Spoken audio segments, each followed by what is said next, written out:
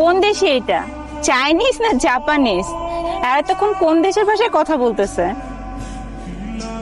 High মেয়ে, বড়াপু কি বলছে শুনছো না? জি শুনছি। আরে এই তো দেখি বাংলায়ও কথা বলতে পারে। আমি তো ভাবছিলাম চাইনিজ বা জাপানিজ কোনো ভাষায় কথা বলবে। কি কার সাথে কথা বলতেছিলা? মায়ের সাথে। ও, তো কি মায়ের কাছে কমপ্লেইন? কমপ্লেইন না, ঠিক মতো পৌঁছাইছি সেটা জানালাম। তুমি যে তখন চাইনিজ ভাষায় কি বলতেছিলা এটা তো আর আমরা জানি না। শোনো, তোমাকে একটা কথা বলি, এখানে থাকতে হলে খাঁটি বাংলা ভাষায় কথা বলতে হবে, কোনো চাইনিজ বা জাপানিজ ভাষায় কথা বলা চলবে না, বুঝছো? জি বুঝছি।